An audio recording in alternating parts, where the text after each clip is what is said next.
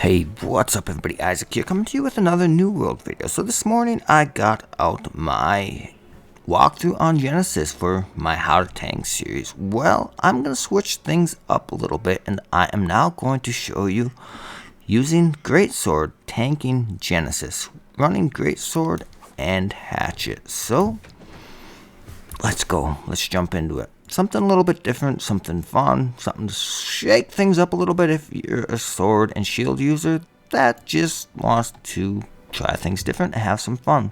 So we're going to cover our gear first, just like always, and we're rocking 5 pieces of this stuff here: Angry Earth Ward, Blight Resistance, and Dex. Obviously we got the Nature Gem Ward in there, so nothing crazy.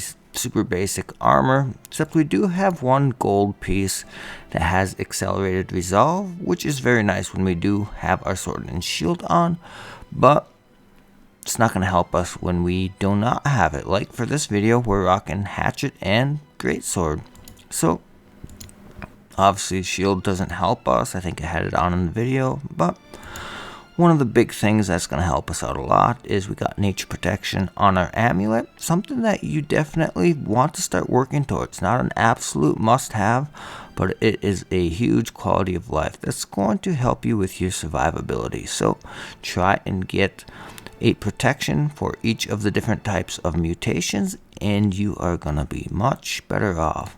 So for some reason I forgot to change out my gems in the video, and I left my ice gems in these 2 pieces from running Lazarus, but in my ring we got refreshing, which is obviously good for cooldowns, not absolutely bis. We would like some kind of stamina thing here, but leeching is very good. So we got 2 nice perks. We got refreshing and we got leeching. So leeching is very good whether you're a tank, whether you're a DPS, you know, just going to help you be that much more survivable. And luck, you know, it's not going to help us from a performance standpoint, but we got the right attributes, we got the important leeching and decent refreshing, so we're just going to rock with it and do just fine. And our earring, we got nimble, so we got faster stamina regeneration. Refreshing toast, kind of a must-have, everybody should have this. Potions cool down 29% faster, and we got healthy toast, not a must-have, but it is a nice quality of life. When you drink a mana potion, gain 9.7% of your max health back, so we have mana potions on our bar for that extra little boost to our health when we need it. Not a crazy amount of health, but it does the trick. So the greatsword we are using, the firewood. So this is a named sword, so it's something you can get from drops. Don't recall off the top of my head where it came from, but just go to newworlddatabase.info and look it up if you want. And it's got chain fire. Obviously, Angry Earth are weak to fire, so this is a very strong greatsword to have. Vicious, plus 12% critical damage. Obviously very nice. Every time you do a crit hit, it's going to hit for 12% more. So probably not absolutely bis, but it is a very strong greatsword for doing some good damage. So that's the greatsword we're rocking, and we are rocking this for our hatchet. Nothing very good, just it's got Angry Earth and it's got con and strength. So hated, it's not bad as a tank, it's not 100% necessary though. So I prefer to have something better than hated personally, but it's not terrible. Keenly fortified, it's okay, but it's got a long cooldown. It only lasts for 3 seconds on a critical 10% fortify.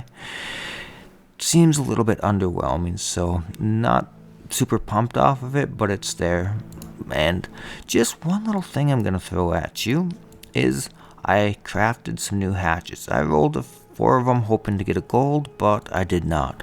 So I absolutely love Refreshing Torrent, and I love having Bane on my hatchets when we are, you know, tanking. So I rolled an Angry Earth Bane, Refreshing Torrent with Strength Hatchet using the Golden Scarab system, and unfortunately I didn't get a gold, but this is what I will be using in the future. But in the video, this is the hatchet that I had on. And as far as attributes, we were rocking 204 con, 166 dex, 145. The really only reason that the 166 dex is what it is because that's what all of our gear has on it. Would have preferred to have gone more in strength. You know, in the perfect world, I'd be 300 strength, 200 con. But the whole reason I'm running what I am, this is what I'm at base.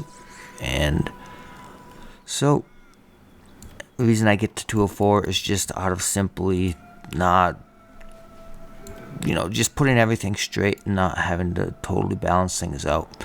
If it was possible for me to get to 150, then I would have gone like this. But I can't get to 150, so that extra 4 points, I said whatever. I'm just too lazy to spend the extra time clicking for the 4 extra strength. But anyways, that covers that part of it. And let's go over the build that we're going to use here. So for our hatchet, it's going to be the same old, same old.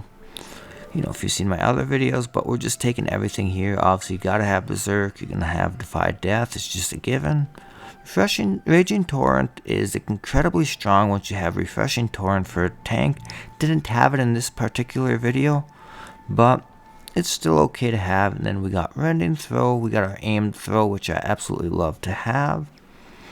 Refreshing Throws, Thrown Hatchets that hit targets with an active debuff, reduce all hatchet ability cooldowns by 5%.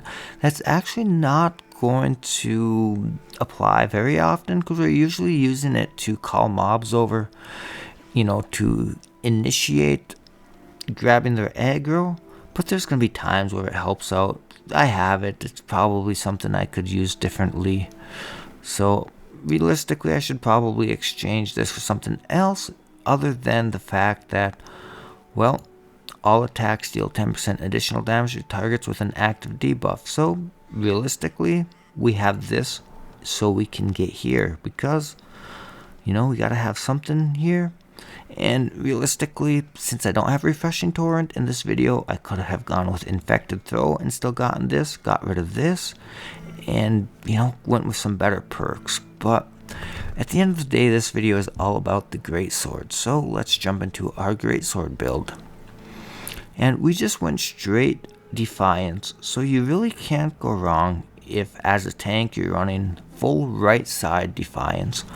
Ideally, I think I am going to switch to using Crosscut, and I'm probably going to take Roaring Rupture, probably going to take Calamity Counter, and then I think I'm going to take Crosscut. That way we can do extra DPS, and here's the reason for that. Well, as a tank, Path of Defiance is really nice. One problem though, outgoing damage is going to be reduced by 15% when we enter this stance, but as a tank, we are also going to take 15% less damage, which is just huge as a tank. And then Guard Point, block incoming attacks while charging heavy attacks. I don't know how realistic that actually is. Does it only block like small attacks, or does it block big attacks by bosses? It doesn't totally feel like it kicks in all the time, but nonetheless, extremely, extremely strong to have. So anytime we want to be more tanky, we're going to use this skill, we're going to use this skill. But anytime we want to start putting out heavier damage, we're going to use this skill, and then we are going to enter into the Path of Onslaught, which our outgoing damage is going to be increased by 15%, but damage taken is going to also be increased by 15%. So that's where it gets a little bit sketchy as a tank, is if you have 15% increased damage. But we also get quick charge, so heavy attacks charge twice as fast but consume 10 stamina. So once again, as a tank, consuming 10 stamina, that can be a little bit sketchy. But I think we are going to end up taking Crosscut, not sure, for the rest of our runs. That way we can pick and choose our times when we are going to use Onslaught to output some little bit stronger DPS in certain situations. So this is what we're using for this video. If I do switch up my build for another video, I will go over all of that. But Roaring Rupture, it's going to be your taunt, and well, let's read through it. You enter Defiant Stance when this ability ends. This is the Path of Defiance. So we stab the ground and send out a shockwave with a 4-meter radius that deals 120% weapon damage, gaining 8% Fortify for 5 seconds for each foe hit. So obviously, gaining Fortify is going to be very helpful as a tank. And this ability generates 200% threat, and it has grit. So having grit on an ability, obviously very good.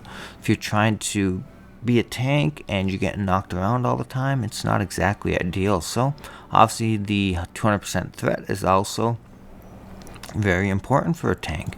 But also, if we continue to read down, Taunt Gem compatible. If you have a Carnelian Gem equipped in your Greatsword, this ability inflicts Taunt for 8 seconds to all enemies hit. Taunt causes monsters to focus only on you. So that's going to be our Taunt as the Greatsword user. And we go on down, cleanse 2 debuffs after using Roaring Rupture. Nothing wrong with that. Then we come down here.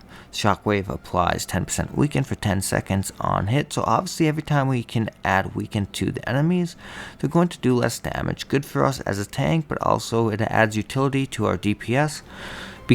For our DPS, because if we are applying weaken to the enemies, our DPS that are a little bit more squishy, they're going to be having a little bit more survivability. And the other one, in Defiant Stance, the shockwave pushes foes outward 3 meters. So I'm kind of on the fence about this one. Typically as a tank, you're trying to gather everything up, not spread it out. So I'm thinking in the future when I make my hybrid build, I'm going to exclude this one here. But anyways, if you are in Onslaught stance, the shockwave pulls foes 3 meters towards you. So in a sense, that would be better for a tank, but when you are in Onslaught stance, you're going to be taking extra damage, so that's a little bit of a sketchy situation as well. So not 100% sure yet, but I might just leave this one out in the future when I do the hybrid build. But we are going to take Calamity Counter, and it blocks for 2 seconds while reducing block stamina damage taken by 90%. Then unleash a counter attack that strikes all foes within a 4-meter radius. So no blocks, you're going to do 100% weapon damage. You block one thing, you're going to do 100% weapon damage, and you're going to stagger the enemy. 2 blocks, you're going to do 100% weapon damage, and you're going to stagger the enemies for even longer. 3 blocks, 100% weapon damage, and it causes a knockback. So a bunch of enemies hit you, you block 3 different things, and then you're going to unleash a counter attack and you're going to knock everything back. So that's kind of neat. As a tank, you jump into a crowd, and obviously with the Greatsword, we're not quite as tanky, so we jump into a big group of mobs, we hit them with the Calamity Counter, and then we send them flying after they attack us. So obviously we're not as tanky with the Greatsword, so if we can push the foes away from us, it can be helpful. And then counterattack inflicts bleed for 6 seconds. So one good thing about this build is we're going to be stacking up the bleeds on the enemy. So some damage over time we're going to be applying. And then counterattack crit chances increased by 25%.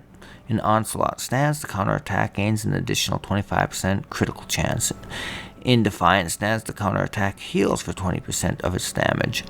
So obviously, anytime we can get additional healing as the tank, definitely very good, because we want the mobs to be hitting us and nobody else. So we're going to be in Defiant stance fairly often, especially since we're full right side here. So very strong last perk to have here. And the last ability we're taking, Steadfast Strike. Stab your Greatsword forward, impale your foes, then pull back and rip the blade out. Restores 20 stamina on each hit. So obviously as a tank, having stamina is really important. So even though our Greatsword, it's not going to be as good at blocking, the blocks are going to consume a lot more stamina. Well, if we can have ways to get our stamina back with skills like this, well, that is definitely going to help us. So we're blocking, and our stamina's drained out. We hit with Steadfast Strike, and just like that, we get a bunch of stamina back. First hit, 70% weapon damage and staggers. Second hit, 120% weapon damage and pulls target towards you. So a little bit of crowd control ability going on there. And this ability generates 150% threat. So as a tank, of course, threat's always going to be beneficial. Enter Defiant stance when this ability ends.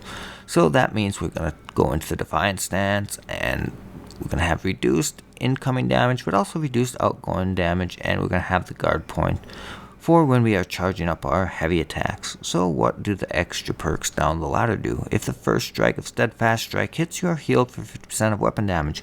Once again, as a tank, as much healing as we can have incoming, the better off we are. In Defiant Stance, the first strike also inflicts 2 stacks of bleeding for 6 seconds, and we're always going to be in that Defiant Stance. So once again, more bleed, so more damage over time that we're stacking up. So even though we are doing less damage because we're in Defiant Stance all the time, well, we're stacking up some extra DOT. That is gonna help out, you know. Everything is helpful. Everything adds to the enemy slowly getting brought down to 0. And the last one, if the second strike of Steadfast Strike hits, reduce the cooldown of all other Greatsword abilities by 20%. So that's definitely a significant cooldown. So very nice one to have. So let's go over all the abilities it's going to give us. After entering Defiant Stance, the next damage taken within 5 seconds is reduced by 25%. So there again, another extreme benefit of entering into Defiant Stance. We're already taking 15% reduced, but then for 5 seconds we take an additional 25% reduced. So this is just starting to show you that even though we might not be putting out crazy damage going full Defiance with the Greatsword, it does have some good survivability perks. So 25% reduction plus 15% reduction, heck, pretty soon we're going to be up to 100% reduction. Pretty soon we're not going to be taking any damage. So what are the other ones? Hitting with the final attack of the Greatsword chain reduces the duration of debuffs on you by 10%. Obviously that is helpful. A lot of the debuffs that you're getting in mutations, they can't be removed with, you know, or they can't be removed with your abilities, so you're not going to be removing everything that you're getting in the mutations. But moving on, base damage is increased by 3% for each Greatsword buff on you. So we're going to be having buffs on us all the time, so this is going to be proccing quite a bit. Then charged heavy attacks have grit and inflict bleeding for 6 seconds, dealing 5% weapon damage every second, and it will stack up to 5 times. So if we're just constantly heavy attacking, which is typically what you're going to be doing whenever you're not using an ability, so that means we're going to be continuously adding these stacks of bleed, so 5% per stack, so we're adding 25% weapon damage stacks per second when we get them up to max stacks. So enable blocking ranged attacks with a Greatsword, but increase stamina damage from blocking any attack by 10%. And to be honest with you, I'd probably just as soon not take this one. Sure, it's nice against the range, but I would prefer to have a stronger melee attack. So honestly, in the future, I'm probably going to negate taking this one, and you know, I would just take either heavy attacks, have 15% armor penetration, or increase base attack damage by 20% when attacking foes above 90. So I'd probably take this one.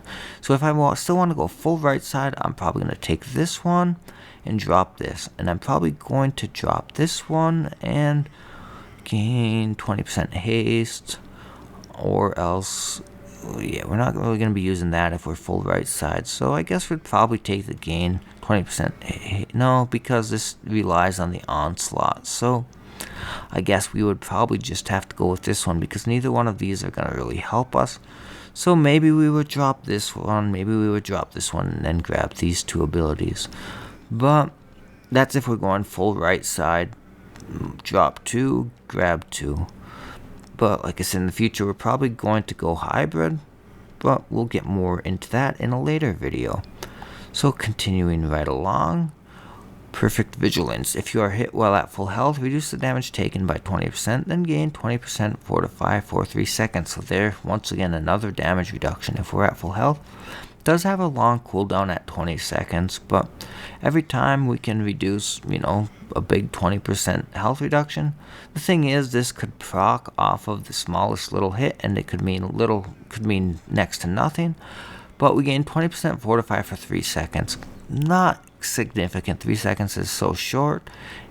And the reason that it's not that significant is because it's 3 seconds with a 20-second cooldown. So it's going to proc at times and it's going to help us at times, but it's not going to be up very often.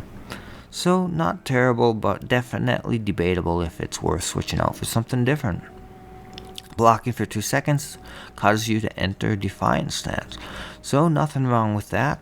If we block for 2 seconds and then we automatically enter the Defiance stance, we're going to become tanky. If we're blocking, that means we are acting like a tank. We are trying to stop any damage from catching us. So if blocking causes us to enter Defiance stance, which allows us to take even less damage, all the better. So reduce stamina damage by 50% when blocking attacks just after raising your guard or with guard point. So, and it inflicts a 5% rend for 10 seconds against melee attackers. So, obviously reducing stamina damage is going to be very helpful. Inflicting rend, anytime we can add up rend, it's going to be awesome. So, once again, reduce stamina, I just gotta read this one more time. Reduce stamina damage by 50% when blocking attacks, just after raising your guard or with guard point. So, that means we are, when we are charging up our heavy attacks and we are getting hit, we will also be putting rend on the enemy at certain times. So, it's not like a guaranteed rend because it's going to be more of a timing thing. But, so, as a Greatsword user, we are going to be dropping some rend on the enemy. So that's definitely some good utility. If we are hacking and whacking away at the enemy, adding stacks of bleed and adding stacks of rend, it's going to let us do extra damage, but it's also going to let the rest of our team do extra damage. And then the very last note, heal for 5% of the damage from attacks. Attacking within 3 seconds of blocking heals for 15% of the damage dealt instead. So, obviously, anytime you have additional healing as a tank, very strong. So, when we go full Defiance stance, we're not going to do crazy damage by any means, but it's going to allow us to just continuously sit there and slowly output damage, add a little bit of rend, continuously add big stacks of bleed, and just kind of continuously output that damage. Is it stronger than Hatchet? I'm not so certain that it is, but it's a lot of fun to play with. So, something to switch things up. And in the future, one thing you can do, you can add a little bit of a combo. Add one of these abilities over here, probably crosscut, and then you can enter into onslaught stance and you can start outputting crazy damage when you want to, but then you can switch back into Defiance stance and start negating damage when you need to. Take this perk, you block, and you enter Defiance stance. So you go into, onslaught stance by using this ability.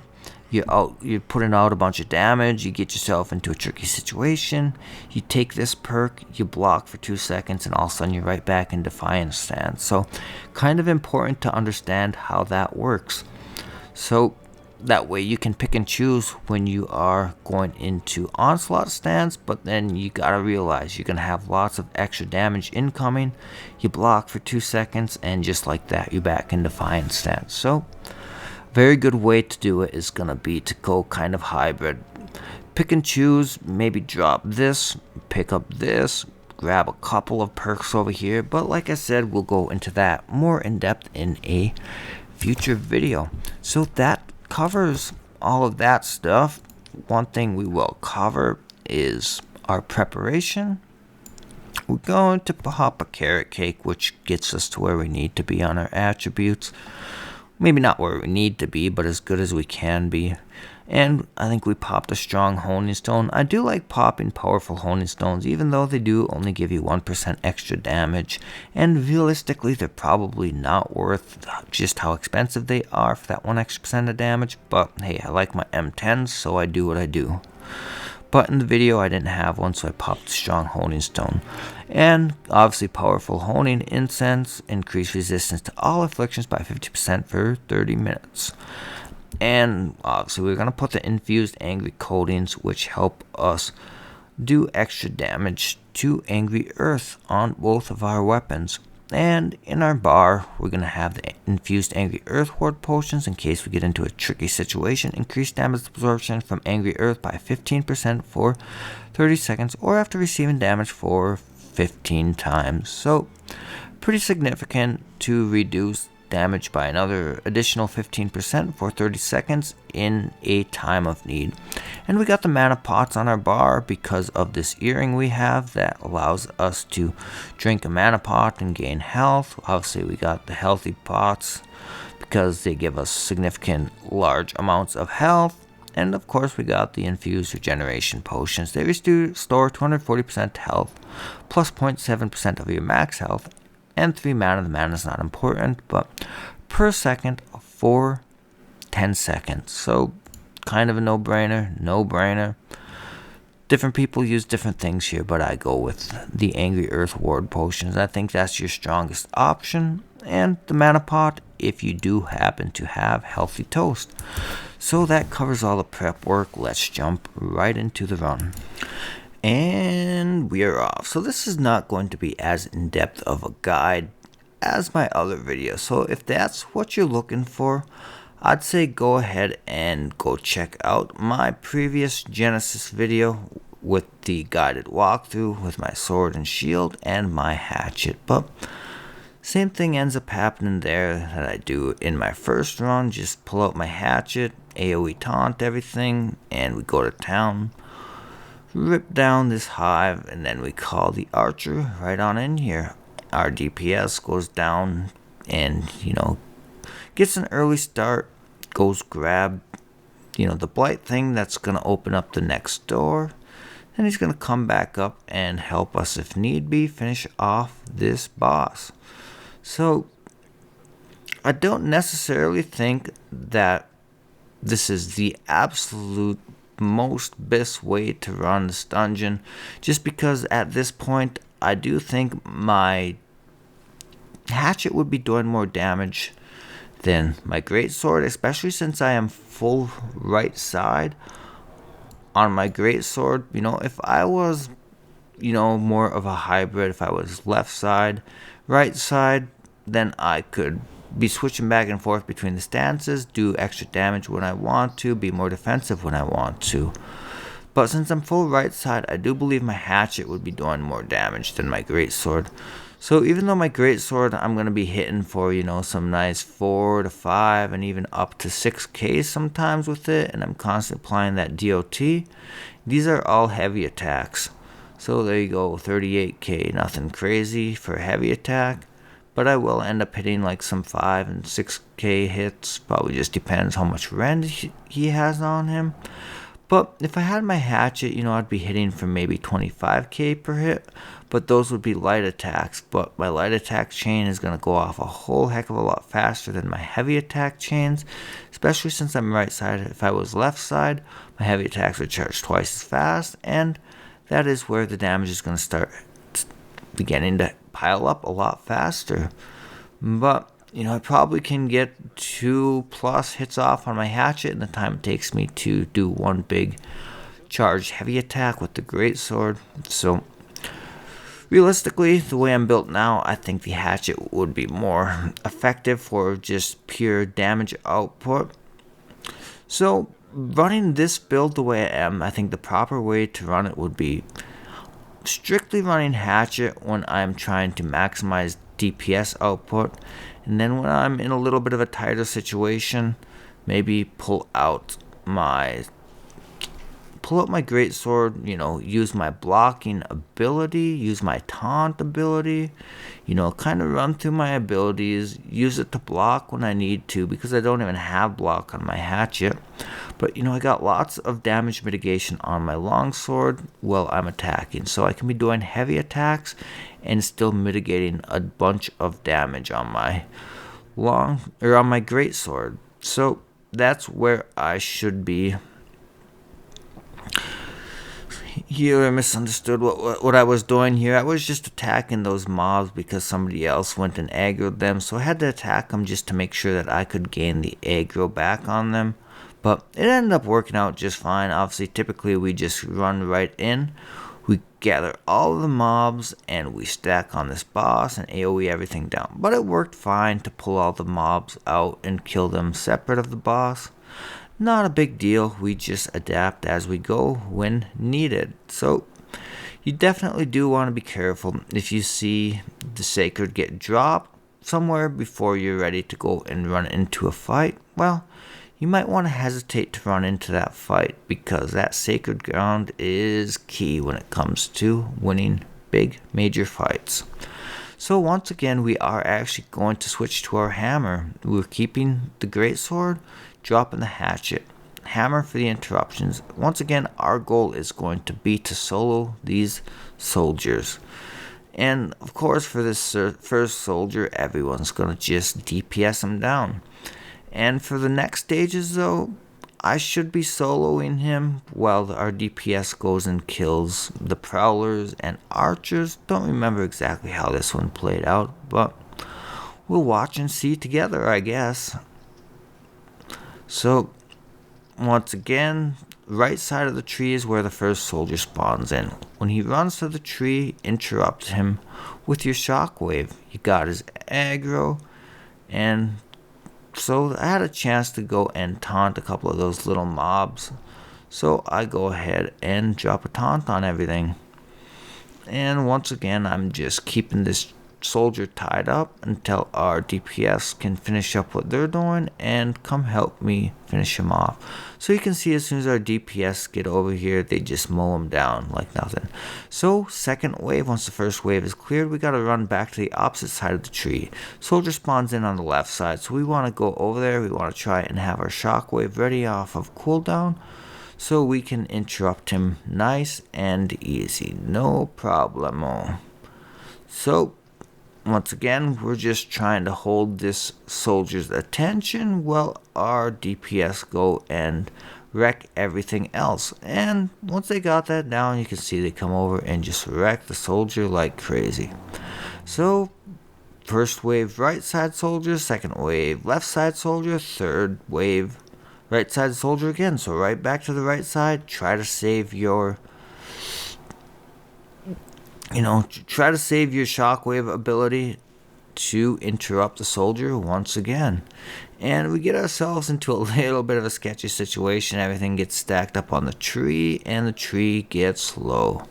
But we managed to just barely sneak it out without them killing the tree. So, would be unfortunate, not the end of the world, because we wrecked fast enough that it's not a big deal. We could have afforded to redo the tree if need be, but of course you want to save time everywhere that you can. So, everybody stack on the soldier. We got a little resource node behind you. Someone has to go and mine.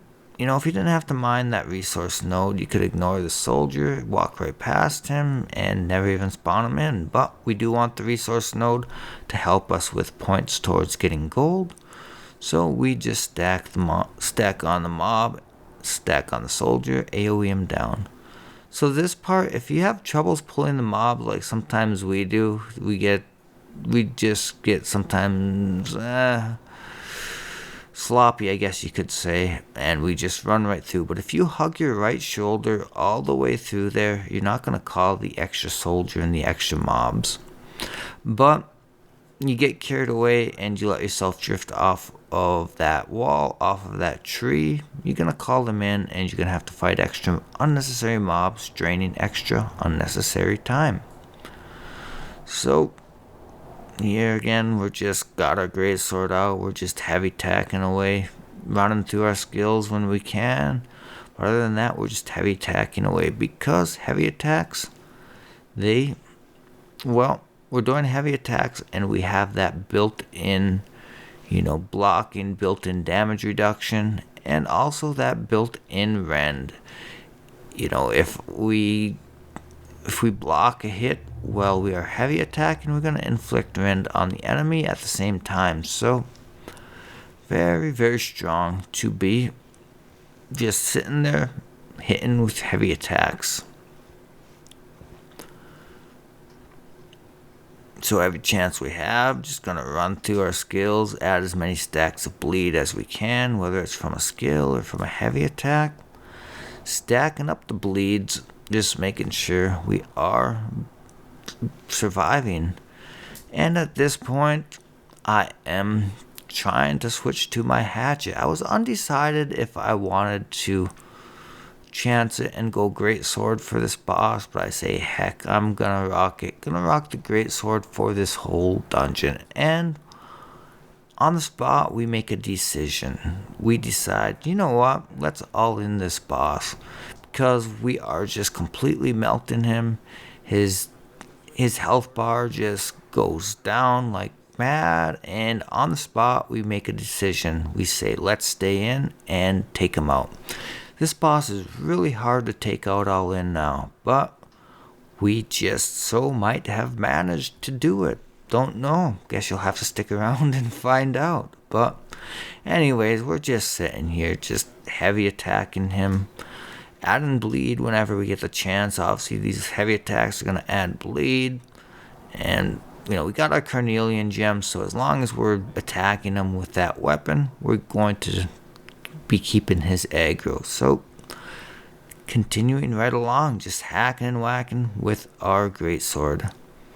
Got those heavy attacks going. One thing you can actually do when you're draining his stamina bar is switch to light attacks, just because it will drain it slower and you will have longer time to keep attacking him. So the longer his stamina, if you drain his stamina bar right away, he exits that animation. But you leave him in that animation a little bit longer by doing all light attacks, so you get just that little bit of extra time to burn him. So you can see he still has a decent amount of health left, but we burn him. So the goal here is, as soon as it opens up and a few of the mobs come in, I drop a taunt and I'm trying to pull the mobs away from our teammates. And then when it gets close, I go in and try to help finish him off. So that taunt can be pretty helpful.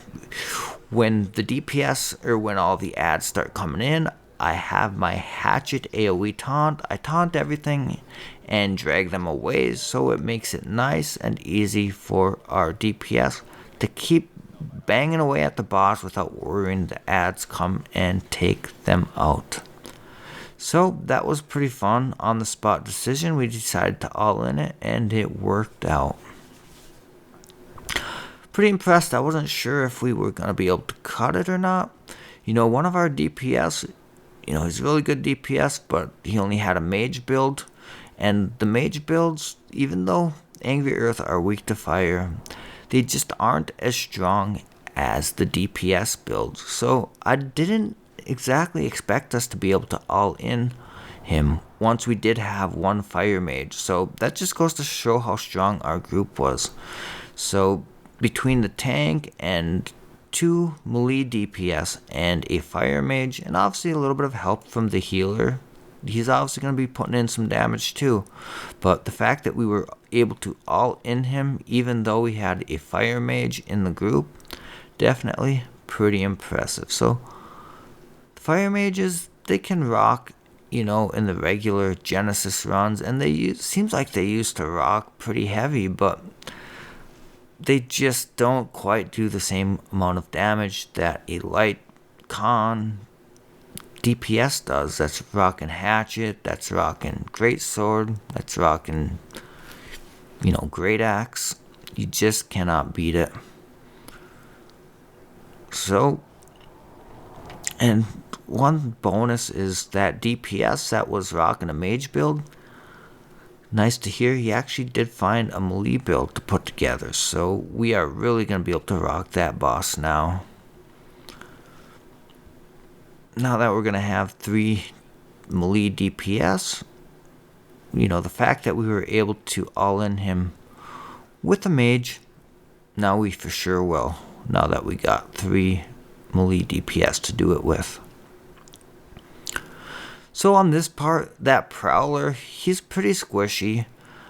Typically we just mow him down on the outside, but he was kind of jumping around, so we said, he's going to play games. We don't want to chase him. We're just going to drag him into the room with us, and we'll AoE him down with everything else. Not the way I would typically recommend to do it. Usually you can jump on him and just, instantly just take him out on the spot, but sometimes those prowlers, they'll jump around, they'll run away and throw at you from a distance, and if you start playing those games, you might start drawing extra mobs. So we said, whatever, we're not going to play your game. We just drag him in, AoE him down with the boss.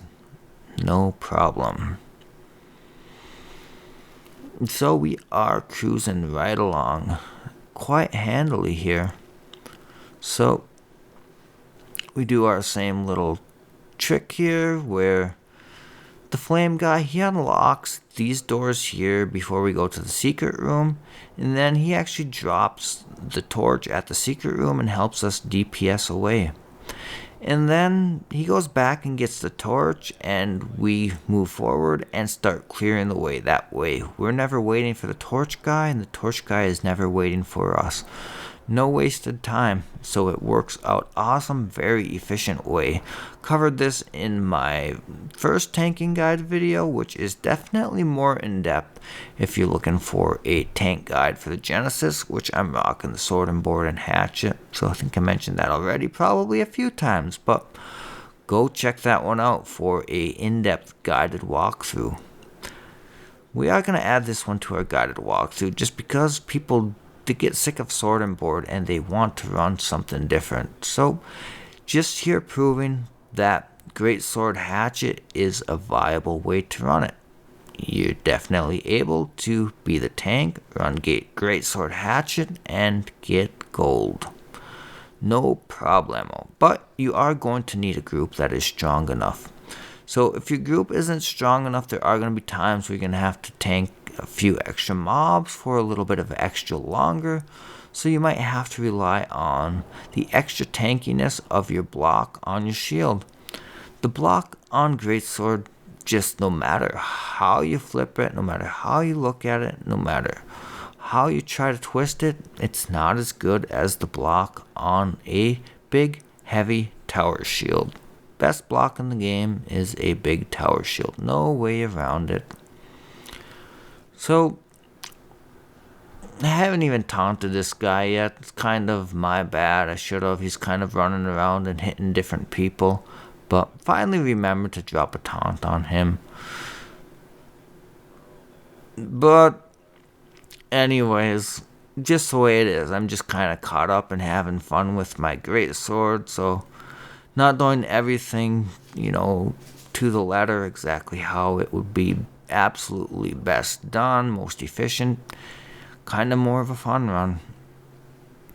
Just constantly spamming out those heavy attacks. One, if he attacks me while I'm doing it, he's going to get ran. Two, we're going to just build up stacks of bleed. So, just AoE him down. And once again, same thing here.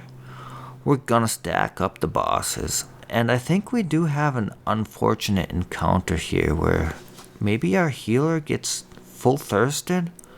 Not sure, we'll have to wait and see. But anyways, we stack them up, and I'm distracted having fun with my greatsword, and I forget to stack on the archer. And this is, you can see where I remember that, oh yeah, I'm supposed to stack on the archer. I always tell you, stack on the range. Melee comes to the range, but the range won't come to the melee. No point in grabbing both of their aggro and then not stacking on the archer. So finally I remember, oh yeah, I'm supposed to stack on the archer, but eventually we remember, so we do the right thing. Not right away, but eventually. So you can see we start getting a few knocks here.